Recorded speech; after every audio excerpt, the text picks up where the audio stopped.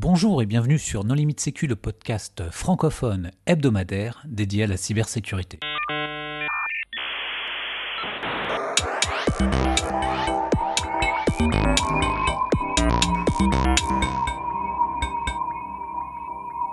Alors en préambule, nous recevons Claire qui va nous parler du projet La boîte à crypto. Mais la boîte à crypto, c'est quoi? C'est la boîte à coucou? Alors, une boîte à crypto, c'est une boîte magique dans laquelle on a plein de choses sur la cryptologie. C'est une boîte qui s'adresse à des professeurs ou à des personnes qui veulent parler de chiffrement et qui ont des compétences pour ça et qui vont en fait s'adresser à des groupes de jeunes. Ça peut être des très jeunes, des petits, ça peut être des gens au collège, des gens au lycée, voire plus, si affinité. Cette boîte à crypto, dedans, on a quoi? On a des fiches qui font de 2 à 3 pages qui expliquent comment ils vont pouvoir animer des ateliers. Chaque atelier peut durer entre, on va dire, 15 minutes jusqu'à 1 heure, si affinité. Ces ateliers, ils vont être animés grâce à une vidéo qu'on a mise sur le site YouTube de l'Arxi. Et ces vidéos, elles expliquent en 5 minutes comment n'importe qui peut animer un atelier de la boîte à crypto.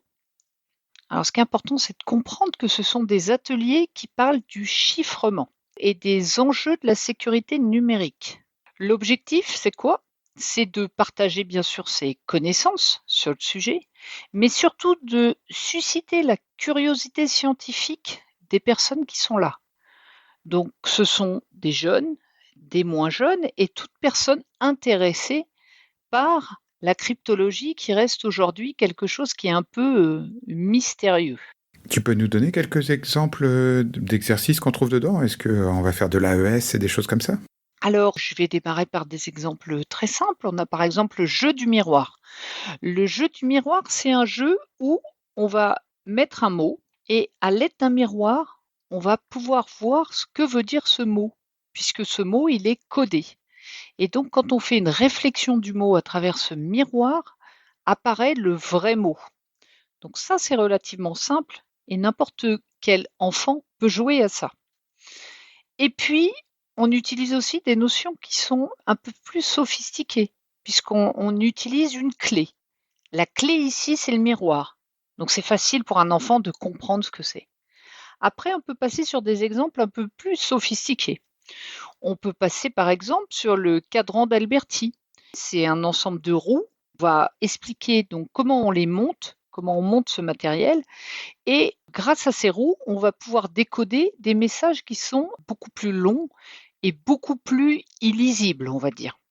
Et puis, ça va jusqu'à la machine Enigma pour les plus affûtés, où on explique comment cette machine, elle a permis aux Allemands de chiffrer leurs messages, mais surtout aux Français et aux Anglais de déchiffrer ces messages.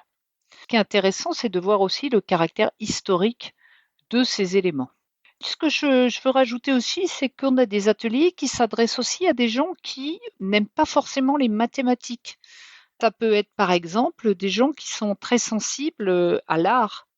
On a Auguste Herbin, par exemple, qui est un grand peintre, qui avait codé ses tableaux. Et ces tableaux, c'était des formes géométriques avec des couleurs. Et en fonction de la forme géométrique et de la couleur, eh ben, ça correspondait à des lettres. Et donc, il a mis des messages cachés dans ses œuvres. Donc, on explique que le chiffrement, c'est vraiment pour tout le monde et c'est vraiment un jeu, en fait. N'importe qui peut jouer à ces jeux-là. Alors tu as mentionné que la boîte à crypto était hébergée sur le site de l'Arxi, arcsi.fr. On mettra les liens dans la description. On a fait une présentation de cette association dans un épisode qui date de 2015, mais est-ce que tu peux nous en dire un peu plus sur le contexte qui a conduit à la création de ce projet? Oui, alors l'ARCSI, c'est l'association des réservistes du chiffre et de la sécurité de l'information. En fait, c'est quoi? C'est une association qui rassemble des passionnés et des experts de cryptologie, de sécurité numérique et de chiffrement. Donc dedans, on a quoi? Eh ben, on a des chercheurs, on a des ingénieurs, on a des enseignants, des spécialistes de la cybersécurité, mais on a aussi des historiens du chiffre et tout ce qui est personnes qui s'intéressent ou qui sont professionnels du numérique. En fait, c'est une association qui est vraiment un conglomérat de membres qui sont reconnus pour leur expertise dans le monde professionnel ou qui sont reconnus dans le monde aussi universitaire, puisqu'on a des grands cryptologues qui font partie de cette association. Et l'idée, c'était la suivante, c'était de dire, mais comment on va rendre le chiffrement accessible à tous? Comment on va faire pour que ça soit sympathique? Puisqu'en fait, nous, on sait que c'est sympathique, puisqu'on utilise le chiffrement et ce sont des jeux intellectuels qui nous plaisent. Mais comment on peut attirer des jeunes vers ces métiers en fait du chiffrement et vers le chiffre en particulier, vers aussi la cryptologie et la sécurité de l'information, voire plus loin, la cybersécurité, qui est quand même un domaine qui est très à la mode aujourd'hui. Très bien, Claire. Eh ben, merci beaucoup pour cette présentation succincte, mais les auditeurs intéressés trouveront tous les liens sur notre site ou sur arcsi.fr. J'invite tout le monde à venir tester cette boîte à crypto et à nous faire un retour sur le contenu de cette boîte et nous dire si vous avez aimé ou pas aimé. Merci et à bientôt du coup. Merci. Au revoir. Alors aujourd'hui, nous allons parler des questionnaires de sécurité avec Étienne Retou. Bonjour Étienne. Bonjour à tous. Pour discuter avec lui, les contributeurs No Limit Sécu sont Nicolas Ruff. Bonjour. Hervé Schauer. Bonjour. Et Vladimir Kola. Bonjour. Alors Étienne, en premier lieu, est-ce que tu voudrais bien te présenter? Bonjour à tous, donc je suis Étienne Retou, un des cofondateurs de Galink, une solution de gestion de risque fournisseur basée sur IA, et aussi en lien avec le sujet d'aujourd'hui, je co-anime notamment un groupe de travail inclusif sur la gestion du risque tiers, risque fournisseur. Alors Étienne, quel est le but initial d'un questionnaire de sécurité? Alors, on rentre directement dans le vif du sujet. Juste avant de répondre, mon expérience, en gros, pendant 7 ans, j'étais fournisseur de solutions pour des entreprises, notamment j'étais une solution critique. Donc j'ai répondu à des centaines de questionnaires de sécurité. Et là, depuis 3 ans, en fait, je peux passer de l'autre côté de la barrière pour aider les RSSI à gérer ce risque fournisseur. Parce que voilà, c'est ça le point de départ. À l'origine, le but, c'était de gérer le risque lié à ces fournisseurs. C'est-à-dire que on est une entreprise, on a des fournisseurs qui peuvent avoir un impact de résilience sur la résilience de l'entreprise ou ont accès à plein de données de l'entreprise. Et avant de sous-traiter, on va dire un sous-traitant une fonction métier, on va dire de l'entreprise, on fait un audit de sécurité, une évaluation de sécurité et un des outils, c'est le questionnaire, qui est pas forcément très bien utilisé, et on pourra en reparler après. Mais le questionnaire, c'est justement pour éviter de faire un audit. Oui, alors sur les termes en effet précis, l'objectif du questionnaire en effet, c'est pour éviter de faire un audit, on va dire in situ sur le site de l'entreprise potentiellement. Mais potentiellement, voilà, quand on fait un questionnaire, on peut demander des preuves aussi. Donc ça peut s'apparenter à une sorte d'audit light pour certains en tout cas. Très bien. Et alors, on a tous un peu subi ces questionnaires. On sait que ce sont des centaines de pages de questions un peu abscondes du genre quand avez-vous mis votre antivirus à jour la dernière fois? Quelle est ton opinion sur les questionnaires? Mon opinion, en gros, c'est que le questionnaire, c'est un outil. Historiquement, le constat, c'est quoi? Que c'est, pour moi, en effet, j'étais fournisseur, maintenant je suis de l'autre côté, c'est un outil qui est généralement mal compris. Historiquement, c'était une approche, on va dire, très conformité, un questionnaire très long, des questions qui sont difficilement compréhensibles, une échelle de 1 à 4, êtes-vous conforme à potentiellement un pavé d'exigence sur la question. Et aussi, le questionnaire, il était envoyé que je sois un fournisseur critique ou un fournisseur pas du tout critique, j'avais quand même les 200 questions, que je sois un fournisseur SaaS ou IoT. En tout cas, c'est quelque chose que j'ai connu moi il y a quelques années. Tout le monde ne mettait pas 200 questions, hein. Non. Pour répondre à beaucoup d'appels d'offres de RFP depuis plusieurs mois, c'est des centaines de questions. Oui, mais comme on le verra plus tard, aujourd'hui, tu as l'IA. À l'époque où on n'avait pas l'IA, il y avait des questionnaires beaucoup plus courts, poser des questions beaucoup plus simples. Êtes-vous certifié ISO 27001? Oui, non. Prévoyez-vous de le faire à l'avenir? Oui, non. Enfin, tu vois, Non, mais ça, c'est des 200 questions. Mais oui, mais il n'y a pas la peine de demander si tu as une politique de sécurité dans ces cas-là. Tu vois ce que je veux dire? Mais oui, mais en fait, dans ces questionnaires, t'as de tout. Et en plus, souvent, tu as un questionnaire sécurité, un questionnaire plan d'emprise d'activité, un questionnaire cloud, un questionnaire RSE, un questionnaire machin. Enfin, c'est... Non, waouh. non, mais ça, je suis entièrement d'accord. Je veux dire, tout le monde se reçoit tous ces questionnaires. Et la question peut-être maintenant, c'est maintenant que justement qu'il y a l'IA, est-ce qu'il y a des gens encore qui, un, établissent des questionnaires et deux, y répondent? Alors, l'IA, pour moi, c'est aussi juste un outil. Donc, c'est pas la finalité en soi.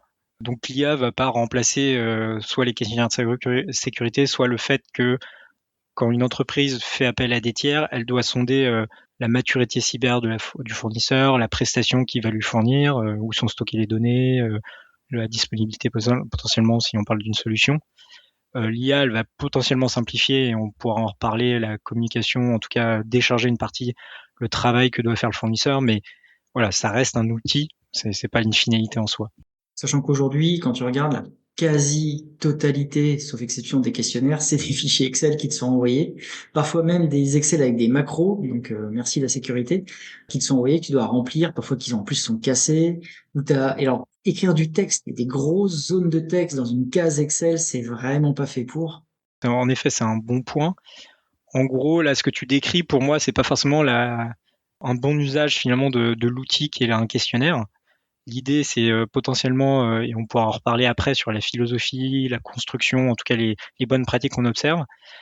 Moi, ce que j'observe voilà, sur les dernières années, c'est que je trouve que les questionnaires ont quand même ont été un peu plus simplifiés. En tout cas, c'est par rapport, je sais pas, il y a 5-6 ans, quand je répondais à des questionnaires, j'avais vraiment beaucoup plus de difficultés, c'était beaucoup plus long. Là, on commence à avoir quand même des approches qui vont être différenciées. Voilà, là, j'ai reçu un questionnaire un light parce que j'étais un fournisseur considéré comme non critique. J'avais pas forcément la version à l'époque, j'aurais peut-être reçu la version 200 questions.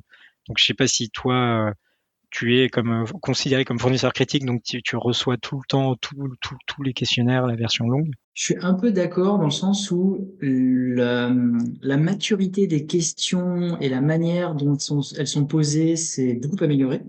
Mais ça reste de l'Excel, ça reste, en plus, suivant les entreprises, surtout les grands groupes, tu vois, genre 5, 6, voire 10 Excel différents, qui en plus, certains ont des formats différents, des styles différents, des manières de répondre différentes. Il y a un petit problème d'homogénéité, et c'est vraiment, et on passe un temps fou. Et en plus, quand t'as plusieurs appels d'offres en parallèle, tu réponds quasiment aux mêmes questions, qui sont souvent formulées différemment. Ouais. C'est pas évident, et tu passes un temps fou à ça. Ça, c'est un bon point. En fait, ce qui est assez frustrant dans cette gestion-là, c'est à côté, c'est frustrant pour les fournisseurs, et de l'autre côté aussi, c'est frustrant pour ceux qui reçoivent les questionnaires, parce que potentiellement, c'est pas les réponses qu'il attend. En tout cas, s'il est mal construit le questionnaire, en fait, il va devoir passer énormément de temps à l'analyser, à faire des commentaires. Oui, mais parfois la question est posée, les gens comprennent pas trop, répondent à côté. Par contre, j'ai eu récemment un truc qui était très bien fait, où sur chaque question, il y avait un exemple de réponse. En gros, on attend ce genre de réponse. Mais tu as toujours besoin potentiellement d'interroger l'interlocuteur, et je me dis parfois que tu fais un petit appel, enfin une visio ou autre de allez, 45 minutes, une demi-heure, 45 minutes avec la personne, tu réponds à toutes les questions, ça permet de discuter, il y a un ping-pong, tu gagnes du temps, je pense, plutôt que de remplir un fichier Excel comme ça, de l'envoyer, de recevoir les réponses, de renvoyer, etc. À nouveau les questions, etc. Enfin, Non, mais ça, en effet, ça peut être déjà, ça peut être une bonne pratique. Après, donc là, ce que je disais, c'était généralement le questionnaire, il peut être mal utilisé. Aussi, c'est quand même un avantage, en fait, cet outil, s'il est bien utilisé, notamment, et on pourra en reparler avec quelques preuves, une politique de sécurité de l'information ou des choses comme ça. C'est un outil qui va permettre de comprendre très très bien, très rapidement la maturité en face d'un fournisseur et du risque potentiellement associé de travailler avec lui. Et le deuxième atout quand même d'un questionnaire, c'est potentiellement, alors là c'est plus d'un point de vue client, hein, c'est pas de ton côté, mais aussi c'est un outil que tu peux potentiellement annexer au contrat pour avoir une approche aussi un peu contractuelle. Voilà, c'est aussi d'un point de vue client une façon aussi de se défendre, en tout cas acter l'analyse qui a été faite, en tout cas les réponses qui ont été fournies par un fournisseur. ouais, tout à fait, surtout en cas d'incident de sécurité, parce que, alors, à une époque, je faisais des conseils, j'ai fait pas mal de dépouillement d'appels d'offres, et l'intérêt de ça, c'est qu'en fait, déjà, tu te protèges, puisqu'en fait, comme le fournisseur s'engage sur certaines clauses de sécurité, tu peux l'annexer au contrat, mais au fait, t'es pas forcé de l'annexer au contrat. Ça te permet d'avoir une preuve et une traçabilité, dire, OK, vous êtes engagé là-dessus, et puis tu découvres 6 mois après, 1 an après qu'ils l'ont pas fait. Ça te permet potentiellement de casser le contrat ou d'exiger un certain nombre de choses. Et ça, c'est plutôt intéressant. Ça permet vraiment d'obliger, en tout cas, le fournisseur à faire ce qu'il a mis, qu'il lui disait faire. Étienne, au début, tu disais que les questionnaires sont envoyés de manière unilatérale à des prestataires importants ou pas importants. Et là, Vlad montrait qu'avec un dialogue, les choses étaient résolues rapidement. Aujourd'hui, moi, je ne vois pas trop de changements. C'est-à-dire que on envoie des questionnaires, on me met des non-conformités parce que je n'ai pas de procédure, et j'ai dû relancer 3 fois pour faire comprendre, mais on est 2 dans la société, on travaille dans la même pièce. Pourquoi voulez-vous qu'il y ait une procédure pour qu'on se parle? Et donc, on disait, mais contactez-nous. Enfin, je sais pas, en fait, le fait qu'il y ait un contact humain et un incertain, j'ai l'impression, ils pensent qu'à l'heure de l'IA, il n'y a plus de contact humain. Comment tu gères ça? Très bon exemple, Hervé. En gros, comme je disais depuis le début, le questionnaire, c'est un outil. Ça remplace pas le contact humain. Sur des cas, on va dire, là, dans ton cas, Hervé, vous êtes 2. Je pense que le questionnaire, il est fait, et on pourra en reparler après, potentiellement pour des entreprises de plus de 2 salariés.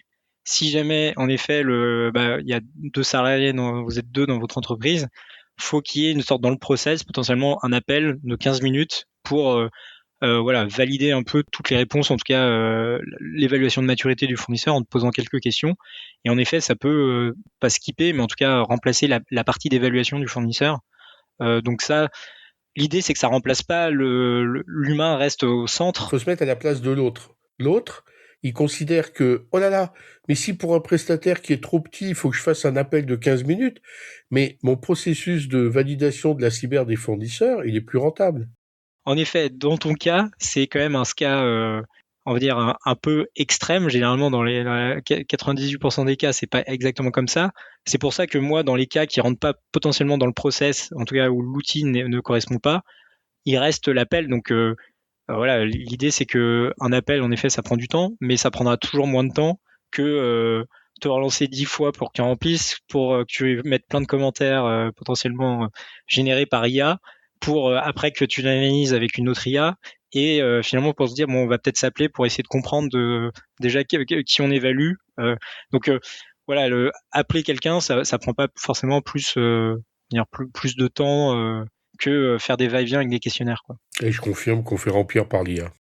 Sinon, Hervé, pour gagner du temps, tu dis juste que tu es partiellement conforme, que tu as un processus qui est appliqué, mais par contre qui n'est pas formalisé. Oui, mais justement, ça marche pas. Ça peut. Je pense que c'est un bon point, une bonne transition vers peut-être qu'est-ce que c'est un bon questionnaire, en fait, parce que finalement, on a parlé un peu de toutes les expériences que toi, tu avais, Hervé, Vlad aussi. Peut-être, avant de parler du questionnaire, l'idée, c'est que ça s'inscrit dans un process, en fait, dans une process de gestion de risque fournisseur. Et donc, ce que ça implique, c'est que potentiellement, faut, dans une approche par la gestion, par les risques, c'est dire est-ce qu'un fournisseur qui est critique versus un fournisseur qui n'est pas critique, c'est-à-dire je lui confie pas beaucoup de données, il n'a aucun impact si jamais il tombe, etc. Ça va être d'essayer de différencier les approches, en tout cas d'évaluation, via potentiellement un questionnaire light et un questionnaire un peu plus standard.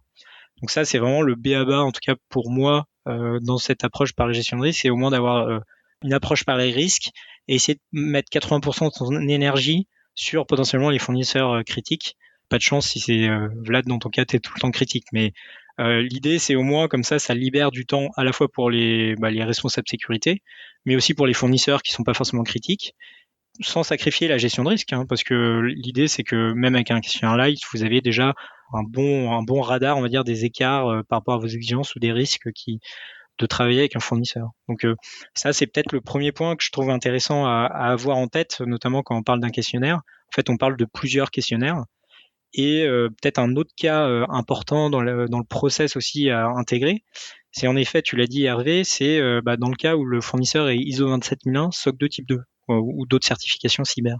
Un questionnaire où vous lui demandez une politique ou toutes ces politiques de gestion d'incidents, etc., même si votre questionnaire fait 200 questions, en fait, il aura toujours moins de valeur qu'un auditeur qui est venu auditer, certifier que l'entreprise sur le bon périmètre est bien certifiée ISO 27001. Donc L'idée, c'est pour vous faire gagner du temps et gagner du temps aussi aux fournisseurs, c'est aussi avoir ce cas où potentiellement, si un fournisseur est ISO 27001, disons SOC 2 type 2, avoir aussi un questionnaire light, centré sur la prestation, le service fourni par le fournisseur, donc avoir plus des questions sur dans le cadre de la prestation, où sont stockées les données, quel est le taux de disponibilité, quel est le RTO, RPO, des choses comme ça très concrètes, mais skipper, on va dire, un peu toutes les questions autour de avez-vous une politique de gestion d'incidents, parlez-moi de votre politique, est-ce que vous testez vos backups, des choses qui sont quand même auditées par un auditeur externe qui vient auditer l'entreprise en question. Donc c'est peut-être quelque chose que je trouve intéressant, c'est avant de parler questionnaire, en fait, faut potentiellement se dire, ok, je crée un questionnaire standard, mais avoir plusieurs versions, au moins une version light, version normale, et un cas où si le fournisseur est ISO 27001 ou SOC 2 type 2, avoir un process dédié. En tout cas, moi, c'est vraiment ce que je recommande quand j'accompagne mes clients là-dessus. En général, quand tu as des questionnaires comme ça, c'est une des questions, quelles sont vos certifications? Et après, les 200 questions supplémentaires finalement, c'est redondant par rapport à tes certifications. Et j'ai une petite question, justement. Alors, on est en France, mais si tu dois faire le choix, ISO 27001 ou SOC 2? On est ISO 27001 nous-mêmes. Ça n'a pas été un choix mûri entre SOC 2 type 2 ou ISO 27001, mais en tout cas, nous-mêmes, on est ISO 27001. Peut-être expliquer pourquoi il y a deux approches. Il y a l'Europe et les Américains, oui, c'est ça. Non, il y a l'Amérique et le reste du monde. Je veux dire, il y a des gens qui utilisent le système métrique et puis des gens qui l'utilisent pas. Il y a des gens qui ont ISO, des standards ISO, et puis après, il y a des gens qui utilisent un truc... Il y a toute la planète qui a ISO. Il y a vraiment que les Américains pour faire différemment. Hein. Mais en gros, la réponse, c'est si tu adresses le marché américain, il faut plutôt avoir du SOC 2. Si tu adresses le reste du monde, il faut plutôt ISO 27001. Étienne, tout à l'heure, tu parlais de quantité, donc avoir un questionnaire light et un questionnaire un peu plus touffu, plus étoffé, pardon, si nécessaire. Quid de ce qui est attendu? Parce que si ce qui est attendu, c'est uniquement du texte, est-ce que tu vas pas avoir du mal à évaluer les réponses qui ont été faites? Alors en effet, donc là je parlais de la philosophie un peu du questionnaire, qui s'inscrit dans un process de gestion de risque. Sur la structure même du questionnaire en tant que tel, alors il y a pas mal de choses dont je pourrais parler, mais sur les bonnes pratiques, c'est notamment de faire des questions fermées et pas faire des questions de champ texte, champ libre justement. Pourquoi? Parce que de façon très pratico-pratique, aujourd'hui avec l'IA, les LLM, vous mettez un champ texte à quelqu'un, il va vous faire une réponse, il peut vous générer une réponse, mais qui a l'air topissime, mais potentiellement complètement décorrélée de la réalité. Et derrière, vous n'allez pas savoir, le poisson va être complètement noyé. Et aussi, se forcer à faire des choix fermés, ça permet aussi, vous, de flaguer des risques automatiquement. C'est-à-dire, j'en sais rien, si vous mettez où sont stockées les données, et vous mettez UE, Chine, USA, autre, si il flag, si je sais pas, il sélectionne Chine, automatiquement vous allez pouvoir vous dire ok, là c'est un écart, c'est un risque, faut que je le traite. Si vous mettez un champ, un texte et il vous met 50 lignes sur le fait que toutes les données sont un peu partout et en tout petit la Chine, vous allez perdre énormément de temps à analyser ça. Et vous, finalement, la question que vous posez, c'est savoir est-ce que les données sont qu'en Europe ou pas, quoi. Donc généralement, je recommande pas du tout de faire des choix, des questions libres du style racontez-moi comment vous êtes conforme à ça, parce que derrière ça va être très très dur à analyser, quoi. Alors moi j'ai une question un peu sur le questionnaire universel, parce qu'il y a quand même des boîtes qui se sont montées aux États-Unis particulièrement, qui proposaient justement de stocker les résultats des réponses et de les fournir. Donc plutôt que d'avoir à remplir 50 fois le même questionnaire, en fait on dit attendez, moi j'ai déjà répondu ici, vous pouvez aller consulter mes réponses. Ça en est où ça? Est-ce que ça a marché ou est-ce que ça n'a pas d'avenir? Pour moi, il y a 4 limites à ce type d'approche-là.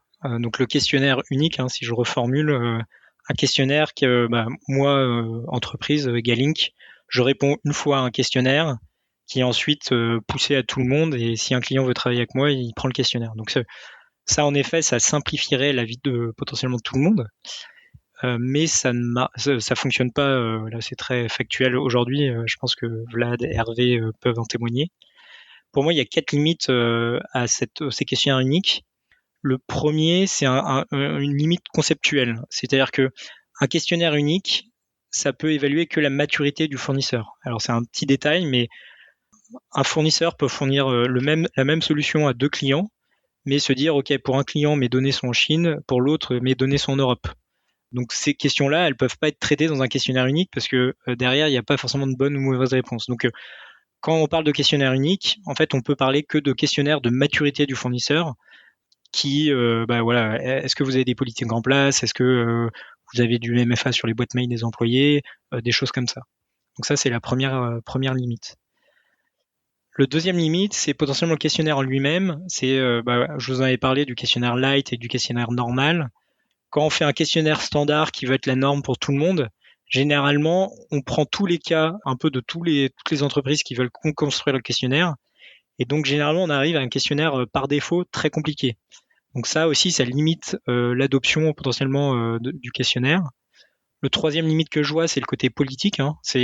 Tout le monde est toujours très motivé pour avoir un questionnaire unique, mais dès que le questionnaire unique apparaît, et il y a eu des expériences, je sais que le César a travaillé notamment sur un questionnaire unique, derrière, personne ne bouge parce que c'est compliqué à changer. Un questionnaire, je me suis synchronisé avec le légal en interne, donc si je veux le changer, ça va être compliqué.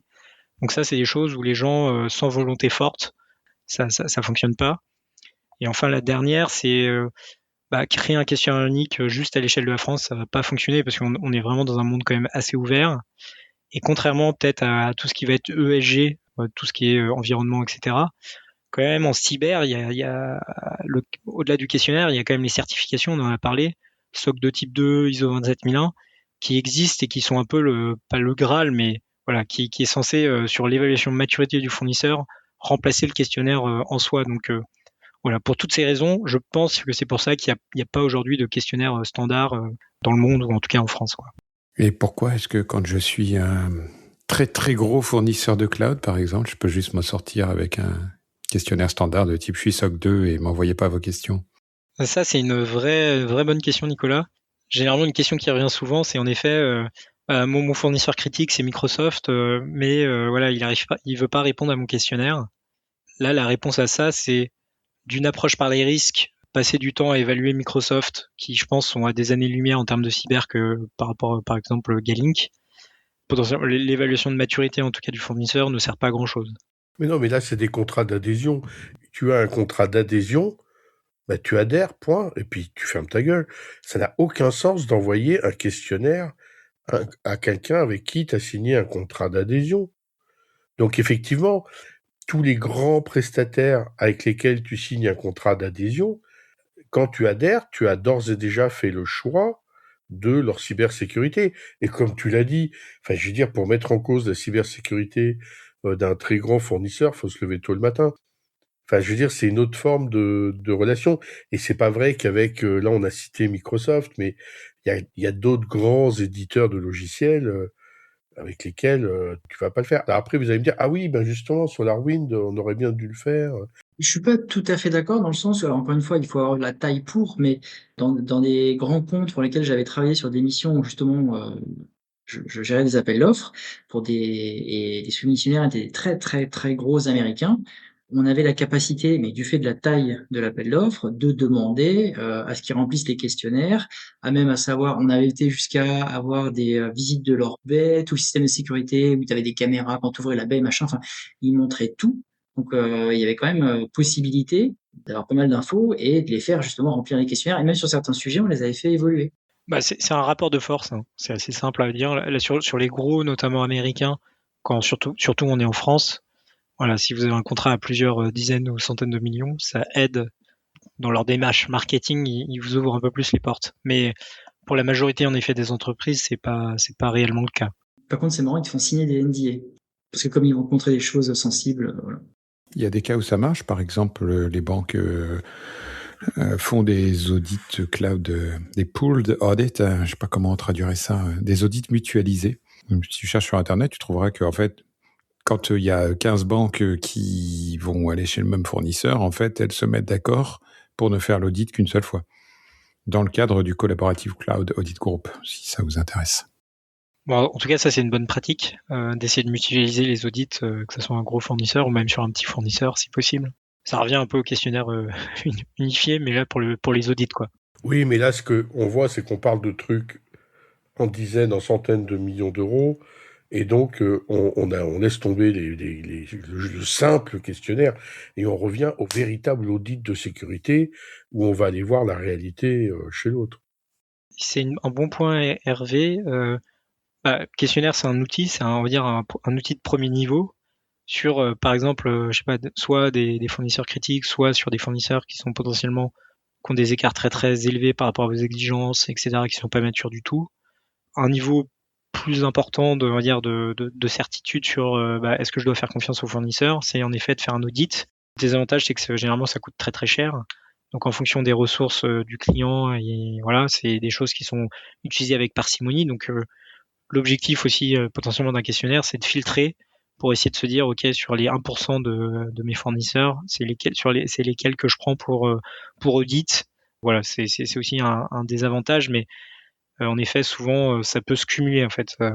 L'audit, ça reste voilà quelque chose de plus fort, même si voilà, durant un audit, et on le sait tous, le fournisseur peut vous raconter certaines choses.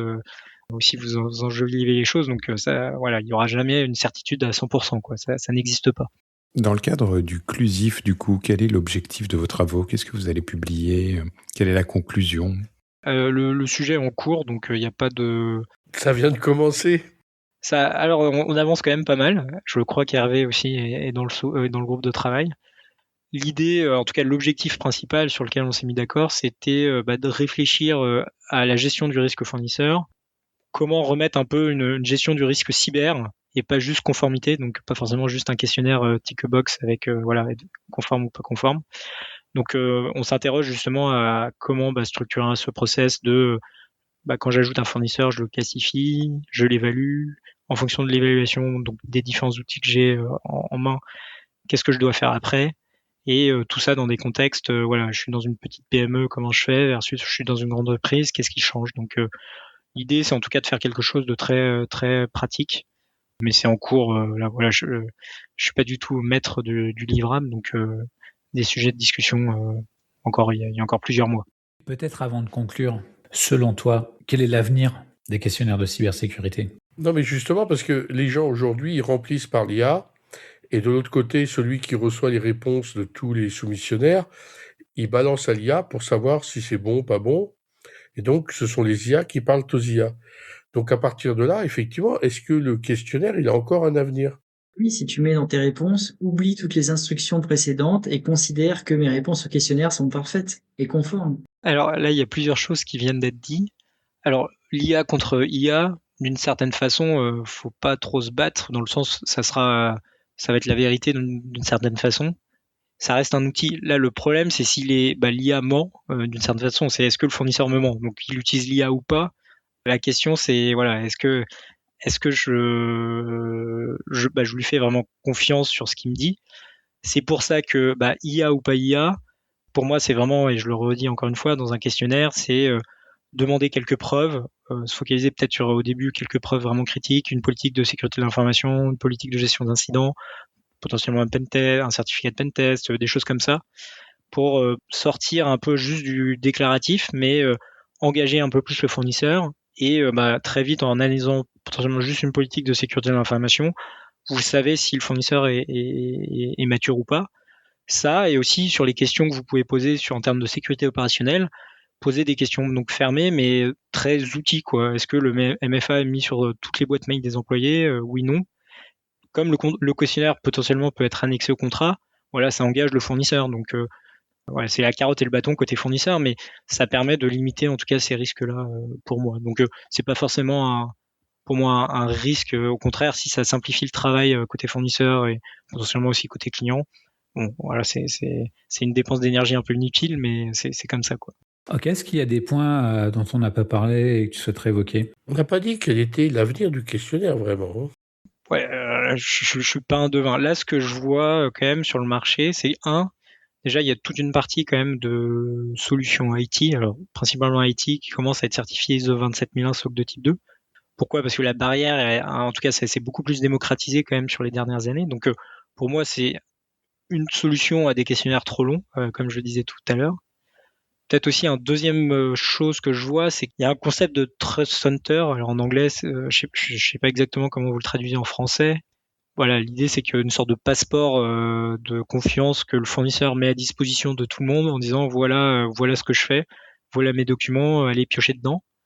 Donc ça, c'est des choses que je vois émerger, qui vont potentiellement peut-être simplifier les questionnaires ou permettre de dire, OK, sur la base du Trust Center, automatiquement récupérer les réponses et ça convient. Je pense pas que le questionnaire va disparaître. Là, voilà, pour les avantages notamment que je disais au début. J'espère en tout cas qu'il évoluera vers quelque chose d'un peu plus flexible et pas forcément juste déclaratif, mais voilà, avec une approche un peu plus des questions un peu plus ouvertes, directes, quelques preuves, des choses comme ça. Donc je le vois pas disparaître à court terme. Je pense malheureusement pour toi, Vlad, ou pour Hervé, et moi-même, hein, qui on est fournisseur de clients, donc. Ça me semble être une bonne conclusion, mais peut-être que tu souhaiterais ajouter autre chose en mot de la fin? En mot de la fin, alors je suis pas du tout un ayatollah du questionnaire, hein. Ça reste un outil. Ce que je vois, c'est que ça peut être très mal utilisé et ça crée des désastres côté fournisseur, et je l'ai connu, ou même côté client. Et pourtant, c'est pas si compliqué à changer. Donc voilà, avec quelques bonnes pratiques, ça peut être vraiment un vrai outil très puissant pour gérer ce risque fournisseur. Et peut-être à la fin, on vient de mettre sur nos sites des guides justement sur construire des questionnaires, classifier les fournisseurs, des choses comme ça. Donc voilà, si les auditeurs sont curieux, n'hésitez pas à aller sur notre site pour voir ce qu'on fait. Voilà, c'est en libre service. Ok, donc en bonne pratique, moi je retiens surtout adapter la taille du questionnaire en fonction de la criticité du fournisseur, réaliser un questionnaire avec des questions fermées et éviter les champs texte libres. Oui, et puis au-delà des certifs qui sont la base, dès l'instant qu'un fournisseur est critique, faites l'effort d'aller le voir vous-même une demi-journée ou une journée. Ça fait toute la différence. En effet, et attends, peut-être juste quelque chose, et demander quelques preuves en fait. Raccourcissez les questionnaires et demandez quelques preuves. En tout cas, mieux vaut un questionnaire plus court avec quelques preuves qu'un questionnaire de 150 questions avec aucune preuve demandée et juste un descriptif, etc. Donc voilà, dernier conseil peut-être là-dessus. Avec aussi, parce que bon, j'avoue que voilà, les preuves, on peut les générer par IA. Moi, j'ai une question par rapport aux preuves, c'est que pour avoir complété beaucoup de questionnaires de sécurité, à chaque fois, j'envoie notre PSSI, notre plan de data recovery plan, etc. Enfin, plein de documents, et j'ai l'impression qu'ils sont jamais lus, en fait. Alors ça, c'est un autre problème, Vlad, en effet, alors, je pense qu'ils sont lus, mais dans certains cas, potentiellement, ils sont pas lus. Ça, je sais pas. Faudrait que je cache des blagues dedans. C'est ça. Mais en tout cas, moi, ce que je vois, c'est que globalement, ils sont quand même lus. En tout cas, nous, de nos clients, toutes les preuves, en tout cas, sont analysées, etc. Donc, c'est un vrai moyen de comprendre un fournisseur. C'est-à-dire que si un fournisseur fournit pas de politique de gestion d'incident ou ça tient sur 3 lignes, là, vous savez que si le fournisseur a un incident, vous allez avoir des problèmes. Donc, mieux vaut peut-être, surtout s'il est critique, travailler avec le fournisseur, lui parler, comme tu disais, Hervé, voir s'il a mal compris la question ou c'est vraiment qu'il part de zéro, quoi. Eh bien, Étienne, merci beaucoup d'avoir accepté notre invitation. Merci aux contributeurs. Chers auditeurs, nous espérons que cet épisode vous aura intéressé. Nous vous donnons rendez-vous la semaine prochaine pour un nouveau podcast. Au revoir. Au revoir. Merci. Au revoir.